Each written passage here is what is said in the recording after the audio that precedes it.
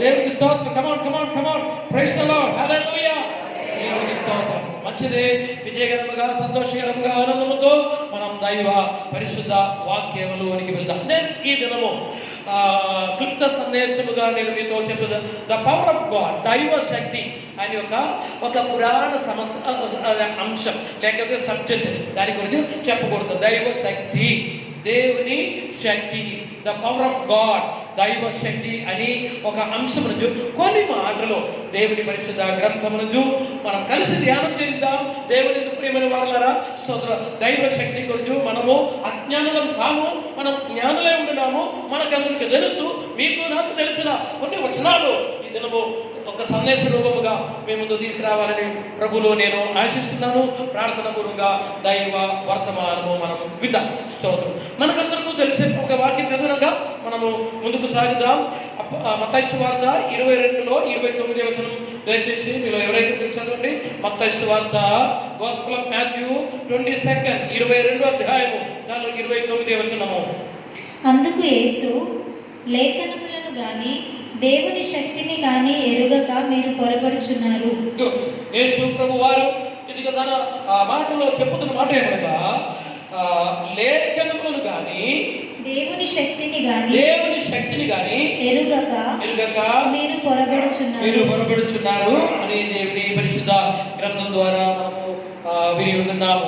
దేవుని శక్తిని కానీ ఎరుగక మీరు పొరబడుచున్నారు అని దేవుని పరిశుద్ధ వాక్యం. అయితే దేవుని వాక్యము కానీ, ధర్మశాస్త్రం, లేఖనములను కానీ దేవుని శక్తి గురించి తెలియకపోతే మన జీవితంలో చాలా మిస్టేక్స్, చాలా బలహీనతలు, చాలా పొరపాటు, చాలా ఓటములు కలుగుతాయని దేవుని వాక్యం చెబుతుంది. కాబట్టి దేవుని వాక్యం గురించి మనం తెలుసుకోవాలి, దేవుని శక్తి గురించి మనం తెలుసుకోవాలి, లేఖనముల గురించి మనం తెలుసుకోవాలి, లేఖనములో వ్రాయబడిన విషయాలు మనం తెలుసుకోవాలి. అది తెలియకపోతే ఆత్మిక జీవితంలో చాలా ఒడిదొడుకులు వస్తాయి. అలాగనే దేవుని శక్తి గురించి మనం తెలుసుకోవాలి. లేకపోతే అదే ప్రకారము జయకరమైన క్రైస్తవ జీవితం చేయడం అసాధ్యం అని దేవుని పరిశుద్ధ గ్రంథం ద్వారా మనం తెలుసుకోవాల్సింది. ఒక్కసారి అదే వాక్యంలో చదువు 29 మనం ఒకసారి చూద్దాం. లేఖనములను గాని దేవుని శక్తిని గాని ఎరుగక మీరు పొరబడుచున్నారు, మీరు తప్పిపోతున్నారు, మీరు భ్రమలో పడిపోతున్నారు, లేకపోతే మీరు చాలా బలహీనలు అవుతారు, మీరు ఓడిపోతున్నారు, మీరు ఆత్మీయంలో సరిగా యథావిధంగా ముందుకు సాగలేకపోతున్నారు. అందువల్ల లేఖనముల గురించి మనం తెలుసుకుంటే, దేవుని శక్తి గురించి తెలుసుకుంటే ఖచ్చితం ఈ 29వ వాక్యార్థం ఏమిటంటే చక్కగా యథార్థంగా యోగ్యులుగా దేవుని యొక్క సన్నిధానములు మనం ఎదుగుదల పొందడం సాధ్యమవుతుంది. కాబట్టి దేవుని ప్రేమల వల్ల లేఖనం గురించి మనం తెలుసుకోవాలి, లేఖనంలో ఏం రాయబడి ఉంటుందని.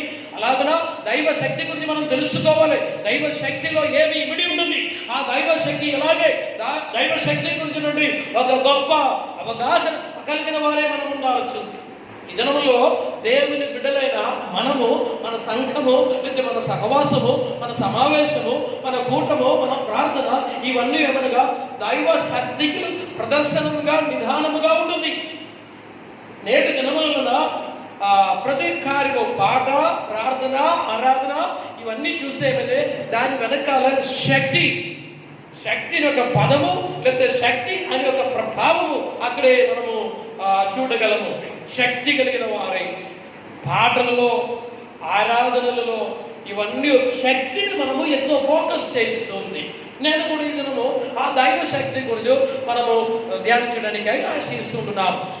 మనం మర్చిపోకూడదు, తెలుసుకోవాలి. మనము ఉండే ఈ ప్రపంచంలో, ఈ లోకంలో 2 విధమైన శక్తులు ఉన్నాయి. 2 విధమైన శక్తులు. ఒకటి అంధకార శక్తి, లేకపోతే అపవాదిక సాతానిక శక్తి అని మనం దేవుని వాక్యం ద్వారా నేర్చుకోవచ్చు. 2 దైవ శక్తి, డివైన్ పవర్. స్తోత్రం. అంటే darkness power and divine power, దైవిక శక్తి. తర్వాత ఒకటి సాతానిక శక్తి, అంధకార శక్తి, చీకటి శక్తి అని. స్తోత్రం. ఇది మనకు నిస్సందేహం తెలిసిన విషయాలు.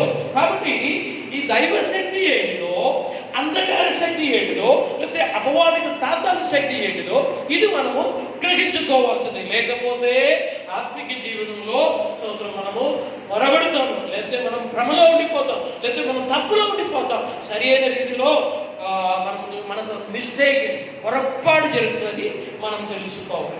ఓకే, ఇక్కడ మనం చూస్తే ఏమంటే యేసు ప్రభు వారి యొక్క పరిచర్య 3.5 సంవత్సరాలు తాను శక్తివంతమైన పరిచర్య చేశారు. పరిచర్య చేసిన తర్వాత పరిచర్య అనంతరము తాను సిలువలో మరణించారు, సమాధిలో పడి తర్వాత 3వ దినం తాను తిరిగి లేచారు. పరలోకములకు వెళ్ళక ముందు శిష్యులతో పాటు కొద్ది దినాలు తాను గడిపిన తర్వాత తాను చేసినటువంటి పరిచర్య అంతా శిష్యులకు అప్పచెప్పిన తర్వాత ఏమైందంటే తాను వెళ్ళక మునుపు తాను ఒక మాట చెప్పారు. మనం అపోస్తలుల కార్యం 1:8 లూకాసు వార్త 24:49 ఈ వాక్యములలో, ఈ వచనాల్లో మనం చూడగలము. అపోస్తలుల కార్యములు 1:8 మనకు సుపరిచితమైన వాక్యము.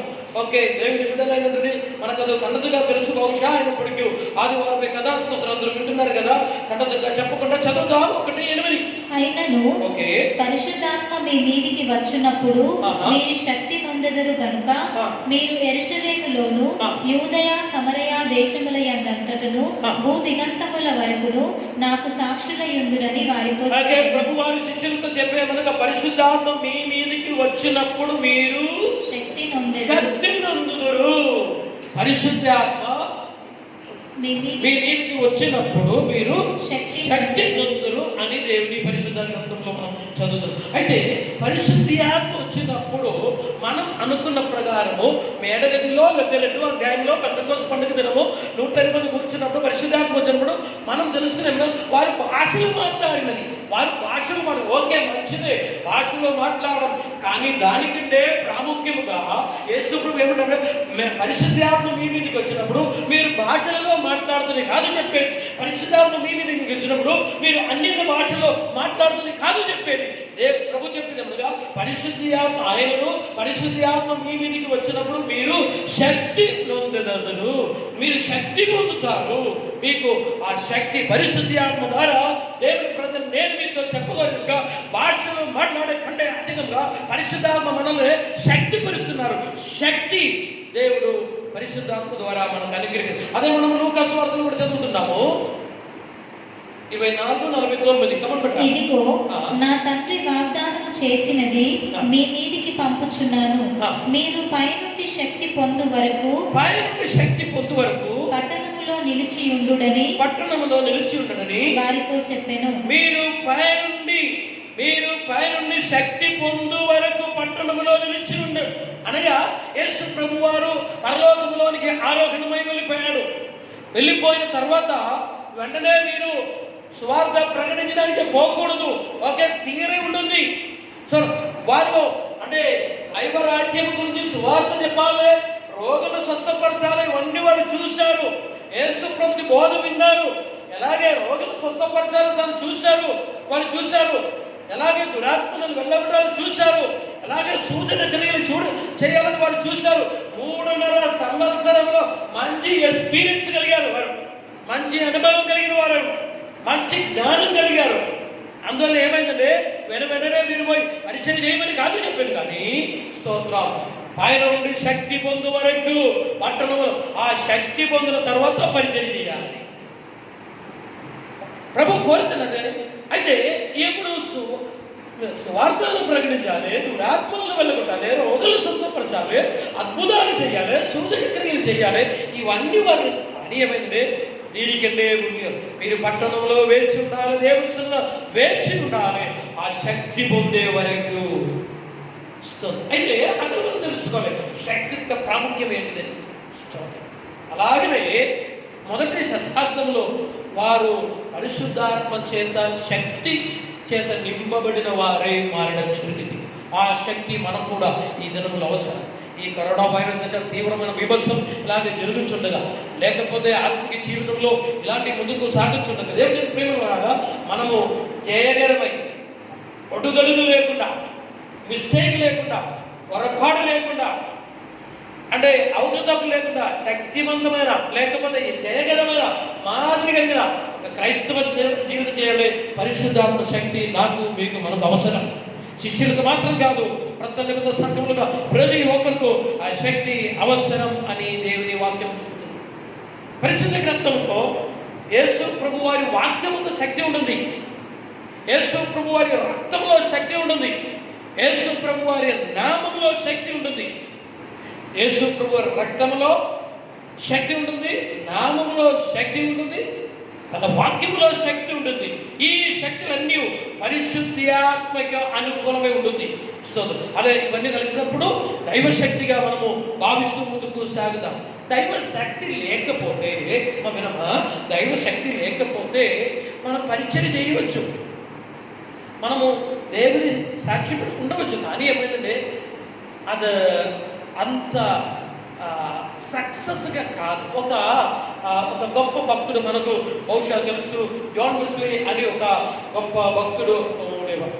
తను గొప్ప ప్రసిద్ధుడైనటువంటి ఒక సేవకుడు. తన పరిచయంలో అద్భుతమైన రీతిలో అనేక కోట్ల వేల కొద్ది ప్రజలు మారుమనసు పొంది రక్షింపబడ్డారు. అయితే తాను ఒకప్పుడు ఏమైందంటే ఆత్మశక్తి చేత నింపబడలేదు. అప్పుడు తను అంటే ఆ శక్తి పొందక మునుపు తను వాక్య పరిచయంలో ఏమైందంటే తన వాక్యం వినిచుండగా తన తన హిస్టరీ, తన చరిత్ర రాసినటువంటి గ్రంథకర్త ఏం చెబుతున్నారంటే, తను దైవశక్తి పొందక ముందు తన వాక్యం వింటే మరి బాణం వేసి బాణం తగిలిన ప్రకారం ఉండేది. అంటే బాణము ఆకు నుంచి, అంటే ఆ బాణము ఒక వ్యక్తి మీద ఎలాగే తాకుతుంది ఆ ప్రకారం ఉండేది.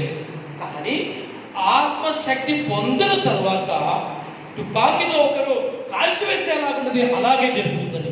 దాంట్లో రెండు వ్యత్యాసం ఉంటుంది. రెండు ఒక వ్యక్తిలో ప్రభావితం.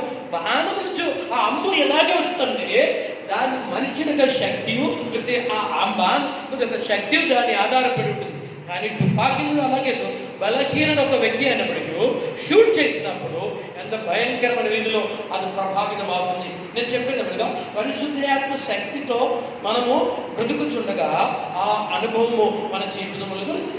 అందువల్లనే పరిశుద్ధాత్మ శక్తి మనకు చాలా అవసరం. నేను మరలా చెబుతున్నాను, భాషల గురించి కాదు నేను ఈ సదస్సులో చెప్పేది. భాషలు మనకు అవసరము.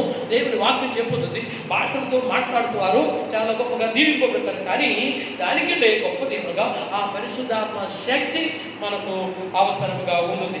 కీర్తనలో రెండు వాక్యాలు మనం చదువుతాం. 18వ కీర్తన 18th Psalms 18వ కీర్తన 32, 39 వచనాలు మనం చదువుతాం. నాకు బలము ధరింపజేయువాడు ఆయనే, నన్ను యథార్థ మార్గమున నడిపించువాడు ఆయనే. కీర్తనము 18లో మనము చదివినటువంటి 32వ వచనంలో మనం చదువుతున్నాము, నాకు బలము ధరింపచేయువాడు ఆయనే, నన్ను యథార్థ మార్గమున నడిపించువాడు ఆయనే. నాకు బలము ధరింపచేయువాడు ఆయనే. బలం ధరింపచేయువాడు, బలపరిచేవాడు. కమెంట్ బేటా, మనం 39 చదువుతాం. యుద్ధమునకు నీవు నన్ను బలము ధరింపజేసితివి, నా మీదికి లేచిన వారిని నా క్రింద అణచివేసితివి. బలము ధరింపజేసి యుద్ధమునకు నీవు నన్ను బలము ధరింపజేసి నా మీదికి లేచి వారిని నా క్రింద అణచివేసితివి. యుద్ధముకు బలము ధరింపజేసినవి. మనం ఈ సత్యము మర్చిపోకూడదు. ఇది ఒక నగ్న సత్యము. అనగా దేవుని బిడ్డలనే కొంచెం దేవుని వాక్యం నేర్పించేది మనకు ఒక యుద్ధం ఉందని. యుద్ధం అని చెప్పినప్పుడు మీరు ఇండియా చైనా గురించో లేదా ఇండియా పాకిస్తాన్ గురించో మీరు తలంచకూడదు. అది పోని వారు చూస్తారు. కానీ మనం చాలా జాగ్రత్తగా ఉండవలసింది. అజాగ్రత్తగా ఉండకూడదు. మనకు యుద్ధం ఉంటుంది. అపవాది సాతానుతో, అతని యొక్క సైన్యంతో, అపవాది యొక్క క్రియలతో మనం పోరాడాల్సింది, యుద్ధం చేయవలసింది. అదే మనము స్కూల్లో మనకున్న చదువు లేకపోతుండే, లేదా శరీర ఉద్యోగం లేకపోతే, ఆరోగ్యం లేకపోతుండే, దేవుని యేసు ప్రభువు వారి రక్తం చేత విమోచింపబడిన ప్రతి ఒక్కరూ అపవాదితో పోరాడి గెలవవలసింది, అపవాదిని గెలవవలసింది. కాబట్టి మనం ఇక్కడ తెలుసుకోవాలి ఏమనగా, యుద్ధమునకు నీవు నన్ను బలము ధరింపచేసినవి, బలం ధరింపచేసినవి. దేవుని యొక్క కార్యం ఎలాగే అంటే, బలవంతుడైన ఒక వ్యక్తిని కాదు యుద్ధముకు యోధగా సైనికుడికి నిలిపేది. బలహీనుడు లేకపోతే అలాంటి ఒక వ్యక్తిని దేవుడు ఏర్పరచుకొని తెచ్చిన తర్వాత అతన్ని బలపరుస్తాడు. అంటే సామర్థ్యం లేని ఒక వ్యక్తిని దేవుడు ఎంపిక చేసి అతని సామర్థ్యం ఉన్న వ్యక్తిగా మారుస్తాడు. దేవుడు తన చేతిలో మనల్ని వాడుకోవాలంటే మనకు బలం కావాలి, మనం శక్తి కావాలి. మన మసిల్ పవర్ గురించి కాదు నేను చెప్పేది, పరిశుద్ధాత్మ శక్తి కావాలి. దేవుని ప్రజలు బహుశా మీరు ఆత్మ స్నానము లేకపోతే పరిశుద్ధాత్మ అభిషేకము ఆ భాషలతో మరి దేవుని మహిమపరచడానికి అవకాశం దొరకలేదు. కానీ అయినప్పటికీ పరిశుద్ధాత్మ యొక్క శక్తి మనలో ఉండాలి. అందువల్ల దేవుని వాక్యం చెప్తుంది, తుదకు ప్రభు యొక్క మహాశక్తిని బట్టి ఆయన యందు ఎఫెసీ పత్రిక 6:10 ఎఫెసీ పత్రికలో మనం చదువుతాము 6:10 తుదకు ప్రభు యొక్క మహాశక్తిని బట్టి ఆయన యందు బలవంతులై ఉండుడి. ఆయన యందు బలవంతులై ఉండాలి. ప్రభు యొక్క మహాశక్తిని బట్టి మనము ఆయన బలవంతులై ఉండాలి. కాబట్టి కిందకి చదివితే మీరు అపవాది తంత్రములను ఎదిరించుటకు శక్తిమంతులగునట్లు దేవుడిచ్చు సర్వాంగ కవచమును ధరించుకొనుడి. శక్తిమంతులగునట్లు మీరు అపవాది తంత్రములను ఎదిరించుటకు శక్తిమంతులగునట్లు శక్తిమంతులుగా మారాలి. ప్రభు యొక్క మహాశక్తిని బట్టి మనం బలం పొందాల్సింది. కాబట్టి దేవుని ప్రేమల వల్ల మనము పరిశుద్ధి ఆత్మక సామర్థ్యము, పరిశుద్ధి ఆత్మక శక్తి మనకు చాలా అవసరము. అది లేకపోతే పొరబడుతున్నారు. మీరు లేఖనముల గురించి దేవుని శక్తి గురించి ఎరుకదే పొరబడుతున్నారని మనము మత్తయి 22:29 మనం చదివాము. కాబట్టి దేవుని ప్రేమల వల్ల మనం దైవ శక్తి పొందుకోవాలి. పరిశుద్ధ ఆత్మక ఆ బలం మనలో ఉండవలసి ఉంది. అపవాదిక శాస్త్రాన్ని దేవుని పరిశుద్ధ గ్రంథంలో అది మనం చదువుతుంటున్నాము. అలాగే స్తోత్రం, దేవుని యొక్క శక్తి స్తోత్రం. అపవాదిక తంత్రములు ఎదురించుటకు శక్తిమంతులగినట్లు స్తోత్రం. ఈ శక్తి మనకు మన ప్రార్థన చేయడం ద్వారా, వాక్యం ద్వారా, లేకపోతే మన విశ్వాసంలో కూడా మనకు దేవుడు అనుగ్రహిస్తున్నారు. పరిశుద్ధాత్మ బలహీనలుగా ఉండరు, బలవంతులుగా మారుస్తారు. పాత నిబంధన గ్రంథంలో ఐగుప్తు నుంచి బయలుదేరిన వాళ్ళు ఎవరు కూడా బలహీనులు ఒక్కరు కూడా లేదని శక్తిమంతులుగా వారు ఉండడం జరిగింది.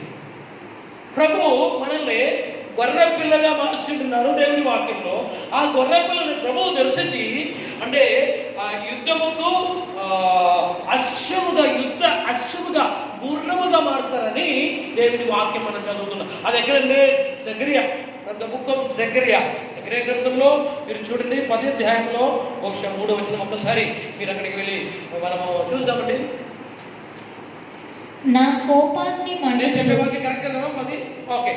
జకరియా గ్రంథము 10వ అధ్యాయము 3వ వచనం చదువుతున్నాను. చదువుబిడ్డ. నా కోపాగ్ని మండుచు కాపరుల మీద పడును, మేకలను నేను శిక్షించదను. సైన్యములకు అధిపతియగు యెహోవా తన మందయగు యూదా వారిని దర్శించి సైన్యములకు అధిపతియగు యెహోవా తన మందయగు యూదా వారిని దర్శించి వారిని తనకు రాజకీయములకు అశ్వముల వంటి వారినిగా చేయును. తనకు రాజకీయములకు అశ్వము వంటి అంటే రాయల్ హోర్స్, రాజులు వాడే గుర్రము ప్రకారం మారుస్తారని ఇవన్నీ పరిశుద్ధ గ్రంథంలో మనము నేర్చుకోవాల్సింది. ప్రతి వారము మనం పుట్టి జగ్గయ్య అంటే చెట్టు మీద ఎక్కారు లేకపోతే అది మనం దేవుని బిడ్డలైనటువంటి మనం దైవ శక్తి గురించి తెలుసుకోవాల్సింది. ఆ శక్తి మనము అనుభవించి ఆ ప్రకారం మనము శక్తివంతమైన వ్యక్తిగా మనము మన సమాజ కూటములో, మన ఆరాధనలో లేదా మన ప్రార్థనా కూటములో దైవ శక్తి మనం పొందుతుండగా మనం ఒక్కొక్క సమావేశము, ఒక్కొక్క మీటింగ్స్ ఒక పెద్ద ఒక పవర్ స్టేషన్ గా మారాల్సింది. శక్తి కలగాల్సింది. స్తోత్రం. అంటే ఏమైందంటే కూర్చొని అరగడం ఊగడం దాని గురించి కాదు నేను చెప్పేది, మీరు కదలడం దాని గురించి కాదు నేను చెప్పేది. దేవుని ప్రజల స్తోత్రం. మన ఆరాధనలో ఆ శక్తి యేసు ప్రభు నుంచి ప్రభావము బయలుదేరింది, శక్తి బయలుదేరింది అని మనం చదువుతుంటున్నాం. అక్కడ తాను ఎగిరలేదు, గంతులు వేయలేదు, ఊగలేదు, భాషలు స్తోత్రం. తన నుంచి శక్తి బయలుదేరింది. దేవుని బిడ్డలైనా మన ప్రార్థనా కూటములలో ఆ శక్తి కుమ్మరింపబడాల్సింది. ఎవరైతే వారు కూడా పరిశుద్ధి ఆ శక్తి పొందాల్సింది. కాబట్టి ఒక్క దేవుని బిడ్డలను మనము పవర్ స్టేషన్ నీరు లేదు అలాంటి మంచి శక్తి సంభరణి కేంద్రముగా మనం మారాల్సింది.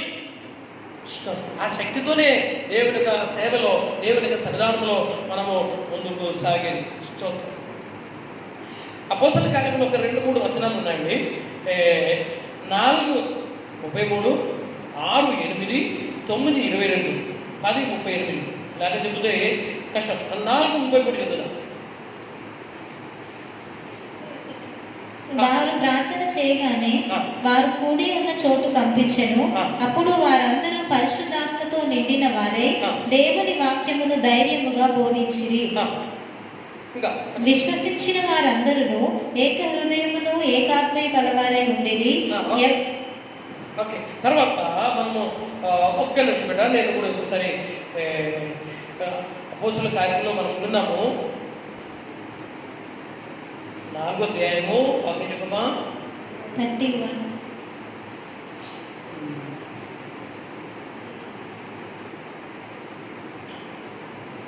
Yes, 33లోనికి వస్తాం. అక్కడ కింద కొంచెం కిందకి చదువుతున్నాను. ఇదియుగాక అపోస్తలులు బహు బలముగా ప్రభువైన యేసు పునరుత్థానమును గూర్చి సాక్ష్యం బలముగా వారు మరి గొప్ప శక్తితో బహు బలముగా వారిలో అమానుషికమైన దైవ శక్తి స్తపన గురించి మనం చదువు 6వ అధ్యాయంలో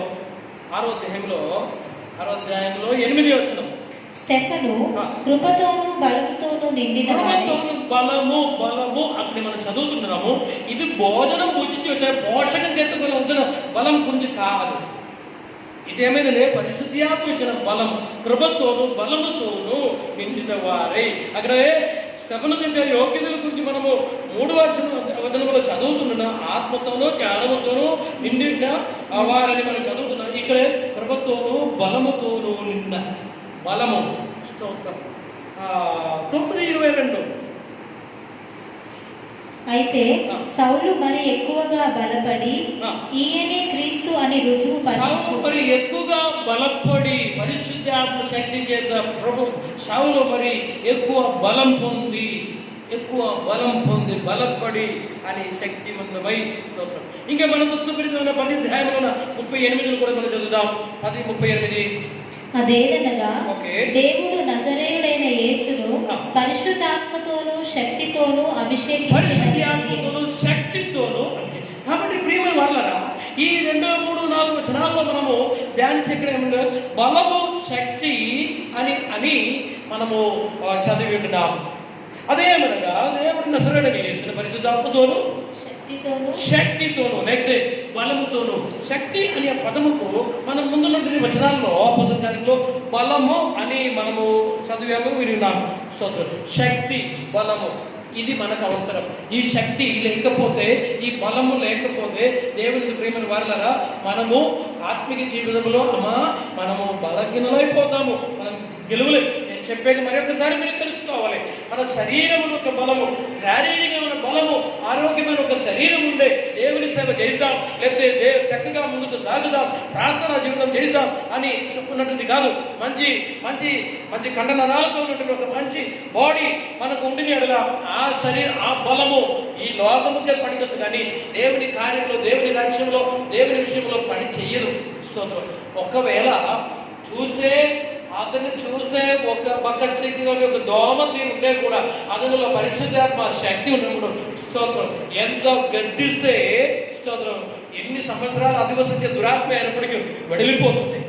ఆ రోగ కట్లు విప్పబడుతున్నాయి. అంత శక్తి, పరిశుద్ధాత్మక శక్తి మనం పొందుకోవాలి. ఈ శక్తి మనము కాపాడుకోవాలి. దీన్ని మనము పెంచుకోవాలి, కాపాడుకోవాలి.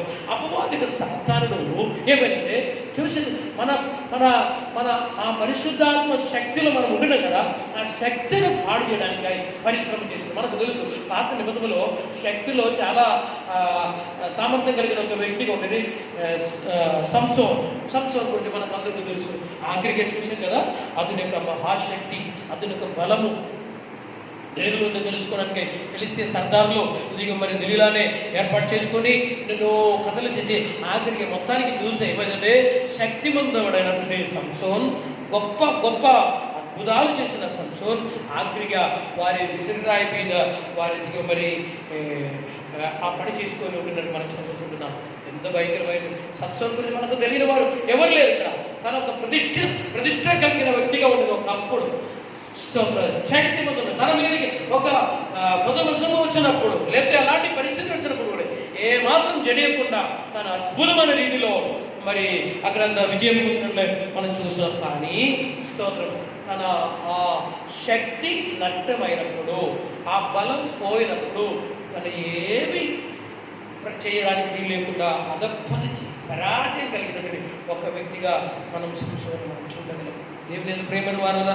సో అంటే నీ శక్తి దేవులో ఉంది, నీ ఎలాగే ఈ అమానుష్యమైన కార్యం చేస్తుంది. నేను ఇష్టం దేవుని ఇది తెలుసుకోవడానికి ఆఖరిగా ఏమైందంటే తన హృదయంలో ఉన్న రహస్యము ఆమె ముందు విప్పి తను చెప్పడం జరిగింది. తల వెంట్రుకలు కత్తిరించి తన శక్తి నష్టమైపోయిందని మనం దేవుని వాక్యంలో చూస్తున్నాము.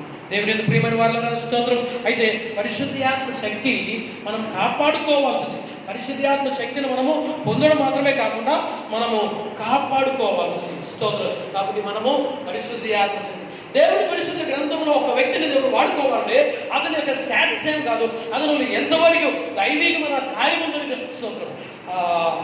అంటే శక్తి మనకు ప్రార్థనలో ఆరాధనలు బట్టి ఉంది. ప్రార్థన గ్రంథంలో మనం చూస్తే గిద్యోను గురించి మనకు తెలుసు. గిద్యోను 7 సంవత్సరాల విద్యార్థులు యూదులని పరిపాలన చేస్తున్నాడు. వారి యొక్క భయంకరమైన తాండవకరమైనటువంటి బ్రతుకులో జీవితంలో స్తోత్రం గిద్యోను దేవుడు వాడుకున్నాడు. గిద్యోను పిలిచిన తర్వాత నీవు బలం తెచ్చుకొని వెళ్ళుము, నీ చేత గిద్యోను నీ చేత విద్యార్థుల ఇశ్రాయేలు ప్రజలు విడిపిస్తారని ప్రభు వారు చెప్పిన సంఘటన మనము న్యాయాధిప గ్రంథంలో చదువుకుంటున్నాము. తర్వాత దావీదు కూడా మనకు తెలుసు కదా. దావీదు అయితే మనకు ఎప్పుడు కూడా తెలుసు.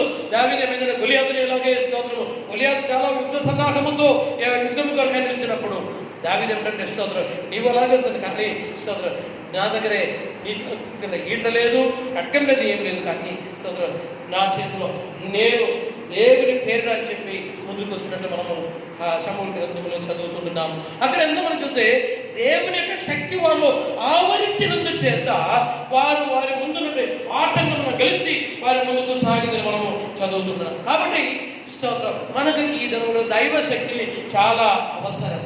దేవుని ప్రేమను వాళ్ళ దేవుని సన్నిధానము ఎలాగే మనం పొందగలము దైవ శక్తి. ఈ దినములలో మన శక్తి ఎలాగే తక్కువైపోయి లేకపోతే బలహీనమై సంసోను ఒకప్పుడు శక్తిమంతుడైనాడు, కానీ అతని యొక్క తర్వాత కొన్ని కార్యములు జరుగుతుండగా అతని శక్తి నష్టమైపోయిందని, అతని బలము పోయిందని మనం దేవుని వాక్యంలో చదువుతున్నాం కదా. కానీ దేవుని ప్రజలు అలాగే మన జీవితంలో ఆ దుర్గతి రాకూడదు, ఎలాగే మనం ఇద్దరు శక్తి పొందాల్సింది. దేవుని పరిశుద్ధ వాక్యము మనల్ని నేర్పిస్తుంది. యెషయా గ్రంథంలో బహుశా మీకు తెలుసు, యెహోవాను ఎదురు చూచువారు వారు నూతన బలం పొందుతారు. చదువుతారమ్మా వాక్యం. యెహోవా కొరకు ఎదురు చూచువారు నూతన బలము పొందుదురు. వారు పక్షి రాజుల వలె రెక్కలు చాపి పైకి ఎగురుదురు, అలయక పరుగెత్తుదురు, సొమ్మసిల్లక నడిచిపోదురు. అయితే 29 సొమ్మసిల్లిన వారికి బలమిచ్చువాడు. 40 అధ్యాయము 29 నుంచి చదువుతున్నాండి. 40:29 నుంచి యెషయా గ్రంథం కమ్మట. సొమ్మసిల్లిన వారికి బలమిచ్చువాడు ఆయనే, శక్తిహీనులకు బలాభివృద్ధి కలుగజేయువాడు ఆయనే. బాలురు సొమ్మసిల్లుదురు, అలయుదురు, యవనస్తులు తప్పక తొట్టిల్లుదురు. యెహోవా కొరకు ఎదురు చూచువారు నూతన బలము పొందుదురు. వారు పక్షిరాజుల వలె రెక్కలు చాపి పైకి ఎగురుదురు, అలయక పరిగెత్తుదురు, సొమ్మసిల్లక నడిచిపోవుదురు.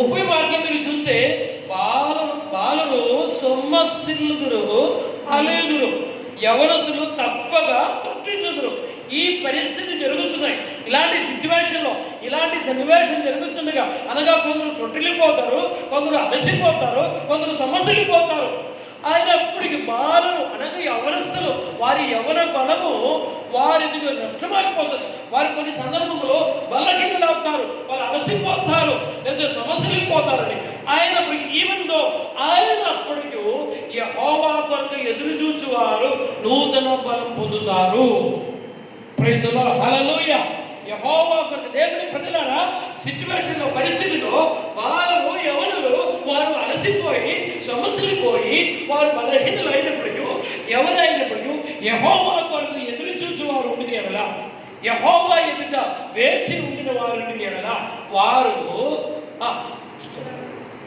యెహోవా కొరకు ఎదురు చూసేవారు నూతన బలం పొందుతారు. నూతన బలం పొందుతారు. నూతన బలం పొందుతారు. యెహోవా కొరకు ఎదురు చూచేవారు. ఇది మంచి అవకాశము. మరి కరోనా వైరస్ సమయంలో మనమందరూ మరి అనేక సమయము వ్యయం చేస్తున్నాము, వ్యర్థం చేస్తున్నాము. యెహోవా కొరకు ఎదురు చూచుండగా నేను మీతో చెబుతున్నాను, కరోనా వైరస్ కనే దాన్ని అతిజీవించే గెలిచే ఒక గొప్ప దైవ శక్తి మనం పొందడం సాధ్యమవుతుంది. ఆ శక్తి లేకపోతే స్తోత్రం కరోనా మనల్ని చలామణి చేస్తుంది, అధికారం చేస్తుంది.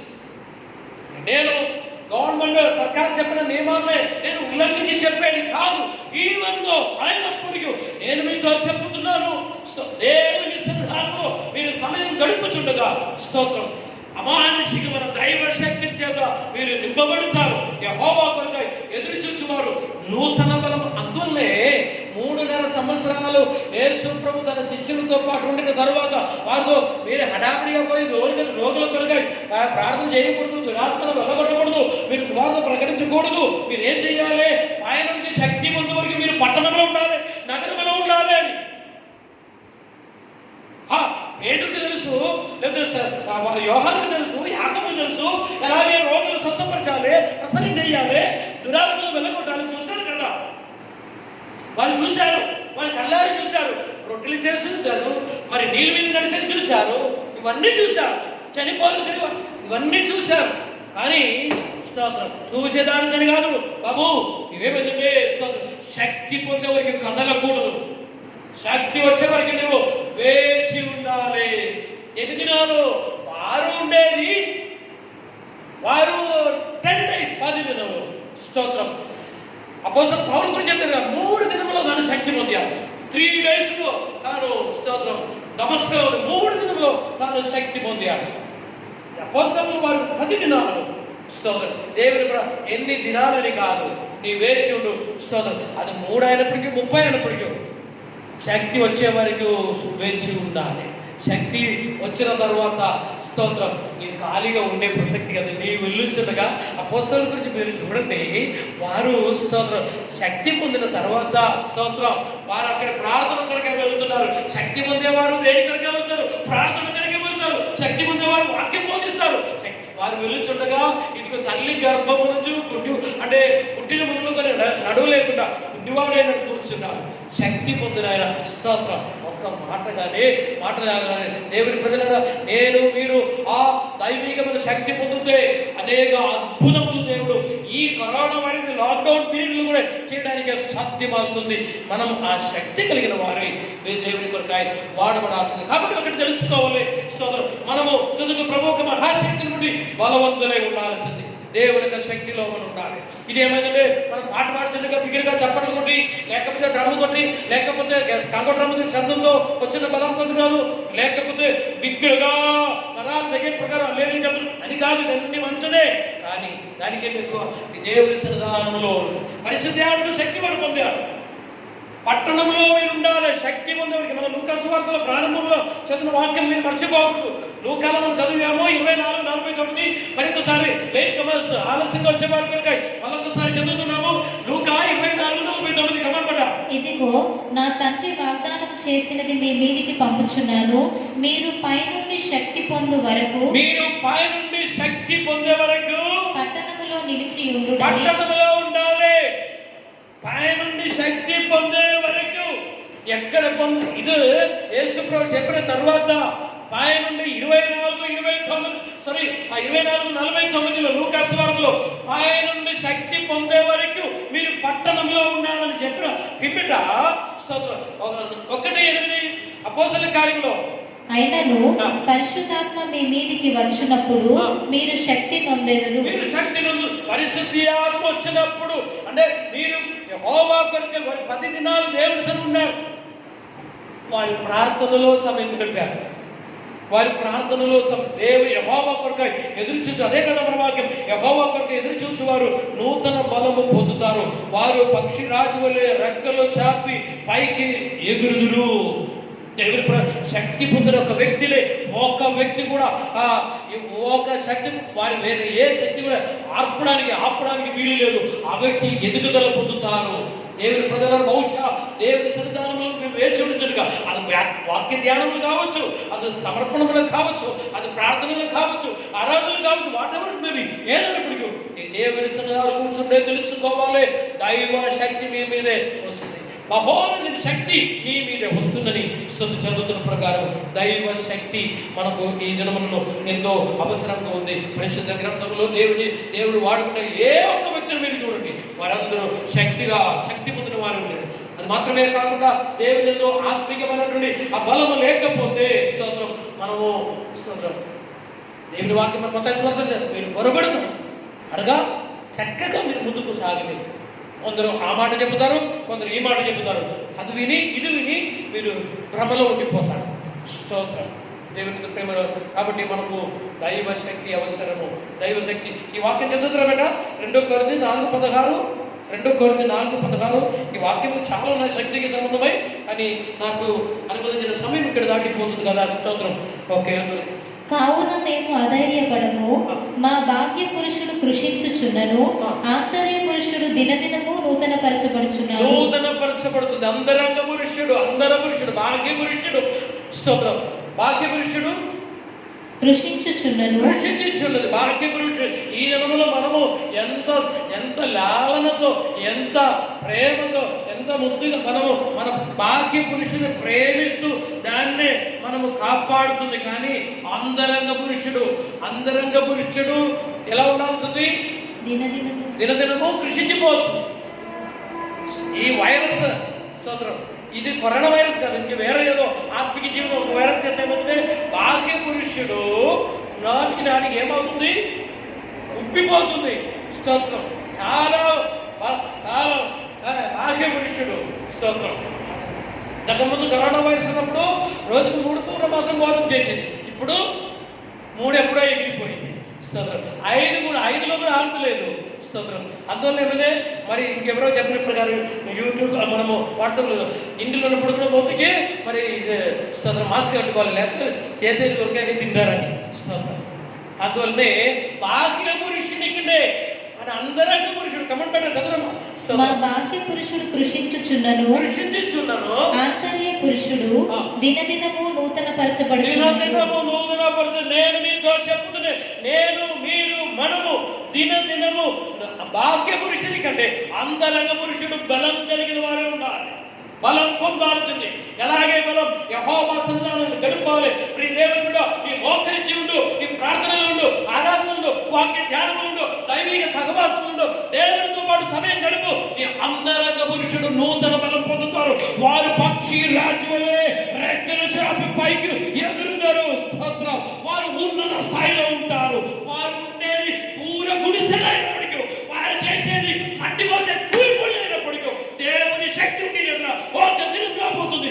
అందరూ కింద స్థాయిలో దేవుడు వారు హెచ్చిస్తారు, వారు పైకి ఎదురుతారు. దేవుని ప్రియమైన వారు, మనము దేవుని సన్నిధానం దైవ శక్తి మనకు చాలా పెద్ద వయసు. లేకపోతే స్తోత్రం సాతాను ఎదుట మనం పడిపోతాం. స్తోత్రం. తదుకు ప్రభు ఒక మహాశక్తిని బట్టి ఆయన ఎందు కమాన్ స్తోత్రం మనకు స్థిరపరిచయమైన కదా. ఎఫెసీయులు 6:10 నుంచి చదువుతాము. తుదకు ప్రభు యొక్క మహాశక్తిని బట్టి ఆయన యందు బలవంతులై ఉండుడి. మీరు అపవాది తంత్రములను ఎదిరించుటకు శక్తిమంతులగునట్లు. అపవాది తంత్రం కేవలం పాస్టర్కో లేకపోతే తోటి సేవలకు మాత్రం కాదు. ప్రియ దేవుడి ఆత్మిక జీవితంలో నిర్లక్ష్యంగా ఉన్న నీకు కూడా అపవాది తంత్రం ఉంటుంది.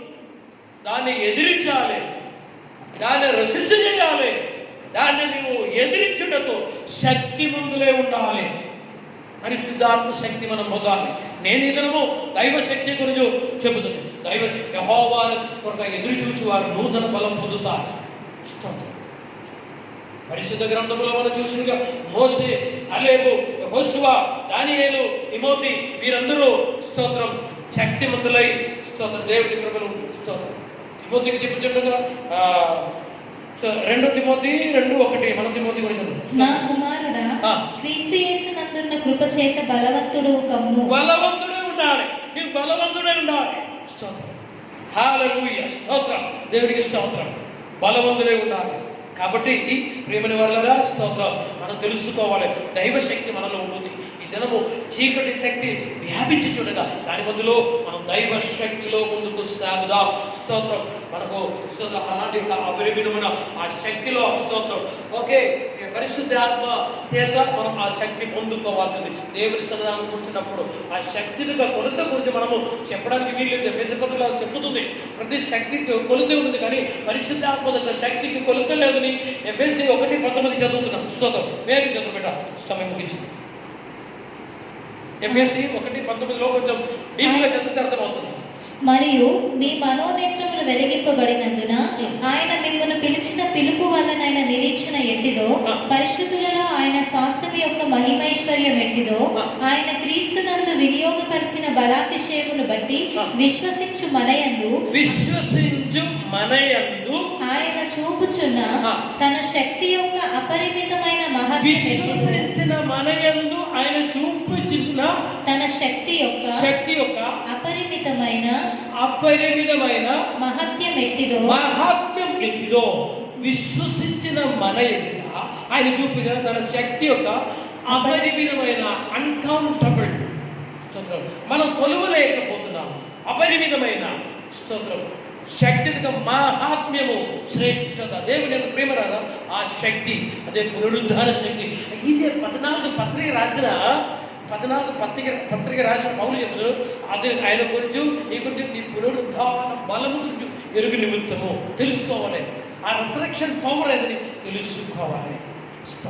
కాబట్టి ఈ భూమిలో మనం ఉండినప్పుడు ఆ శక్తి చేత మనం జీవించాల్సింది. అపవాదిని మనం ఎదిరించాలంటే స్తోత్రం, ఆ శక్తి మనం కావాల్సింది. శక్తి మందులు ఎందుకు ప్రభుత్వ మహాశక్తి నుండి మనం బలవంతులు అపవాది తంత్రులను ఎదిరించడానికి శక్తి మందులు అగినట్లు యేసుప్రభు తన శిష్యులకు చెప్పేది. అపోస్తలుడు పౌలు మన పత్రికల్లో చెప్పేది శక్తి మందులుగా కావాలి. ఇది ఏమైందంటే ఈ దినములో ఉన్న విశ్వాసులు నాకు మీకు ఎటువంటి సంబంధం లేకుండా, ఇది యూదులతో గ్రీసులతో కాదు, నాకు మీకు సంబంధం వాక్యమే దేవుని చెప్తుంది. కాబట్టి మనము దేవుని సన్నిధానంలో మనం చూస్తాం, సిద్ధంగా ఉందాం. మనం గొర్రెపిల్లవలే ఉండే కూడా ప్రభు మనల్ని రాజకీయమైన అశ్వముగా రాజును వాడే గుర్రముగా దేవుడు మార్చడానికి ఆశిస్తున్నాడు.